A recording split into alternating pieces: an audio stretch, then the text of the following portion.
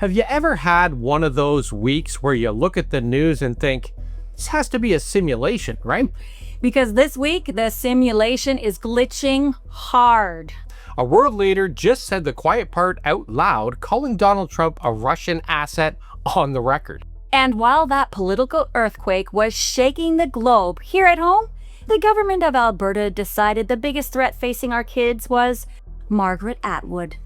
From book bans in our own backyard to a trade war threatening our wallet, Canada is right in the middle of the chaos. Stick with us because we're going to explain what it all actually means for you.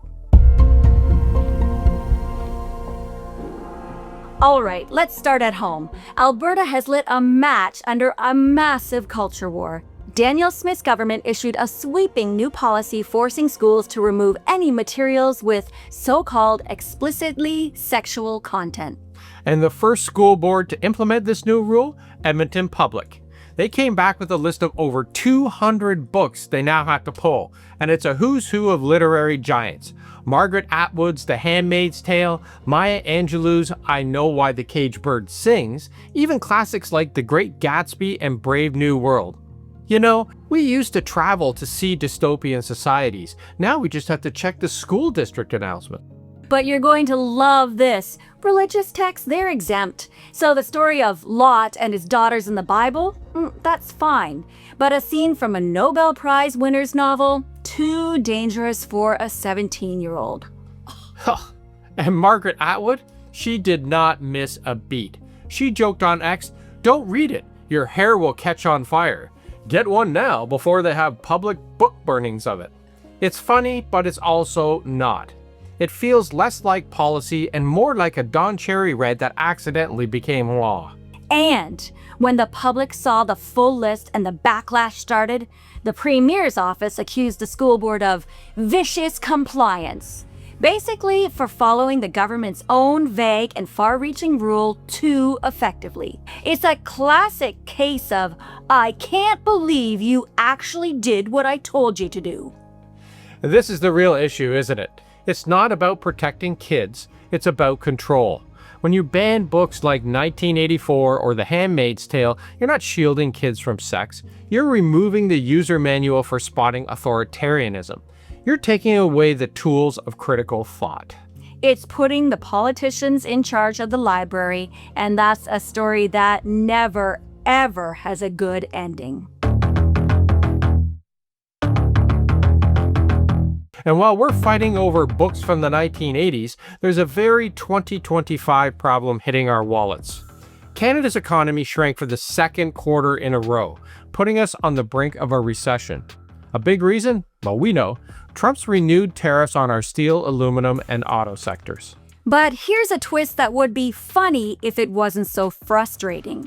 A U.S. appeals court ruled that most of those tariffs are, in fact, illegal under international trade law. So we won, right? It's time to celebrate? Not so fast. In a wild legal move, the court allowed the illegal tariffs to stay in place while Trump's team appeals to the Supreme Court. And we all know how that's going to end. It's like a referee calling a foul, giving you a penalty shot, but letting the other team keep the goal they scored illegally. So while the legal battle drags on, Canadians have adapted. People are choosing local vacations at home or flying to Lisbon instead of Florida. Trump tried to punish us, but he just made us rediscover our own backyard and the rest of the world that isn't America. And the federal government is playing the long game. Prime Minister Carney isn't getting into a Twitter war. He's quietly shoring up our economy's foundations. He signed a new energy and defense deal in Europe, and the federal expansion of the port in Churchill, Manitoba is a huge deal. That's the strategic move. While the U.S. builds trade walls, Carney is opening up doors for Canada in the Arctic and across the Atlantic. We're becoming the reliable partner for LNG and shipping while Russia is isolated and the U.S. is, well, unpredictable. Bottom line, it hurts now, no doubt. But Canada is using this crisis to retool and not retreat. We're learning not to be so dependent on a neighbor who seems to wake up every morning and chooses chaos. And you know, Dave, That Buy Canadian push isn't just a slogan. We're seeing real-world consequences, especially in one area that always gets attention: booze. Absolutely. The numbers are in, and it's staggering. Jack Daniels told its shareholders that the Canadian boycott is having a significant impact, reporting that their sales to Canada have cratered by 62%. I guess it turns out Canadians don't like being pushed around, and they're voting with their wallets. So while some premiers are playing politics, others are holding the line. Here in Ontario, Doug Ford's government confirmed they are extending the hold on certain U.S. spirits in the LCBO in response to the tariffs. It's a small move, but it shows the pressure is working. And it's forced us to find some amazing Canadian alternatives. We loved a good bourbon, but we switched over to Sleeman's. It's true, they make whiskey now. It's a great Canadian brewery with a cool history. But at the same time, we've seen some brands show their true colors. Did you see that Crown Royal, one of the most iconic Canadian whiskeys, just moved a chunk of its bottling operations to the US to get around the tariffs? Unbelievable. Talk about not reading the room. So for us, Crown Royal has officially joined Wayne Gretzky's wine on our thanks but no thanks list. If you're not going to support Canadian workers, we're not going to support your product. That's what this is about. It's not about punishment, it's about supporting our own. So let us know in the comments, what are some of your Canadian food and drink swaps that you've made? And let's share them and keep this movement going. Who cares if the booze is going back on the shelf? Canadians will still not buy it. And speaking of choosing a side, let's go back to that bombshell from Portugal. While the president of Portugal was openly calling Trump a Russian asset, Prime Minister Carney was in Kyiv for Ukrainian Independence Day. The contrast couldn't be starker. No red carpets or backroom deals. Or limo rides. Yeah.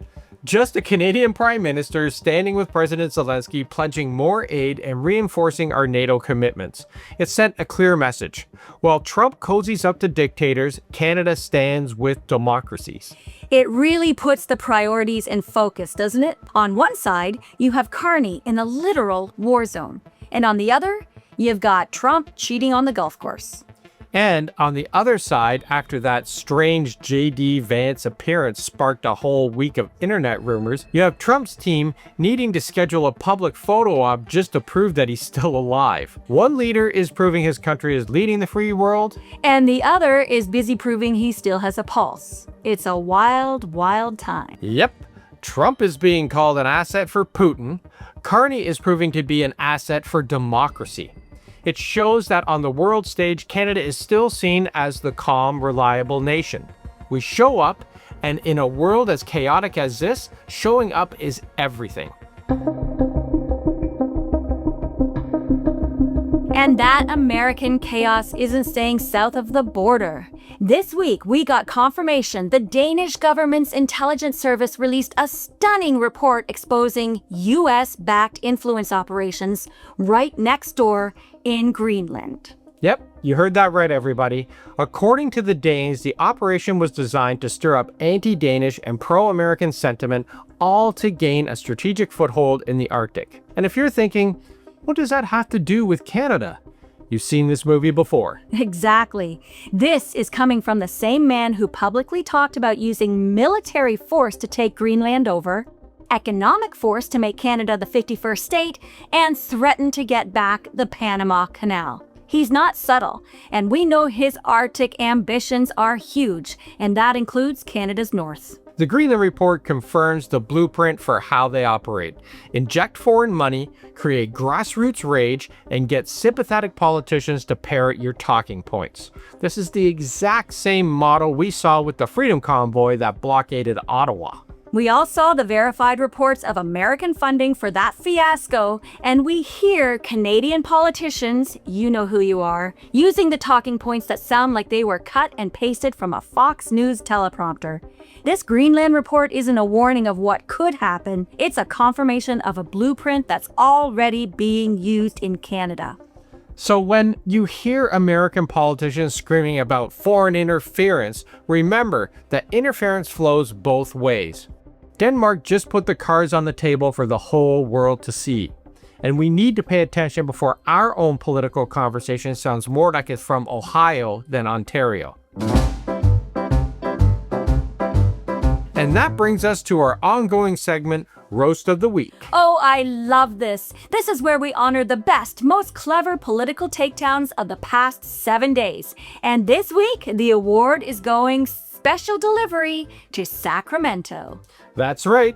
The winner is California Governor Gavin Newsom for the second time for trolling the MAGA movement so effectively they still don't even realize that they're the punchline. He's completely turned their tactics against them. He's posting in all caps, dropping bizarre AI of their icons blessing him. He's basically speaking their language, and it's working. Millions of views and endless outrage. And the reaction for Fox News is just priceless. Their big scandal is that he's online instead of running California. The lack of self-awareness is stunning. You'd think they'd recognize their own dear leader's 24/7 social media habit, but no. There are clearly no mirrors at Mar-a-Lago. It's like fighting misinformation with its own weird, chaotic weapon. And the best part is, they can't even tell they're being mocked. It's truly a masterful roast. So congratulations to the governor. You received this week's Golden Pitchfork Award again. So let's put it all together. Alberta is debating books from the last century. A trade war started by the US is squeezing our economy, and a NATO ally is calling out the American president as a Russian asset. But at the same time, Canada is quietly making strategic moves in the Arctic, in Europe, in Ukraine. It proves that while America is tangled in trade wars and social media feuds, Canada is focused on building new trade routes and global partnerships. That's the takeaway this week. We can get dragged into the outrage cycle, or we can focus on building a resilient, independent, and sovereign Canada. That's the real fight. So what do you think? Is this just a crazy week, or is it the new normal? Let us know in the comments below, because we read them all. And if you really want to help us make sense of the chaos every week, hit that subscribe button. And if you want to support us directly, you can become a member of the A-Team right here on YouTube. Your support is what helps us keep this channel independent and strong. See you next time. Ciao.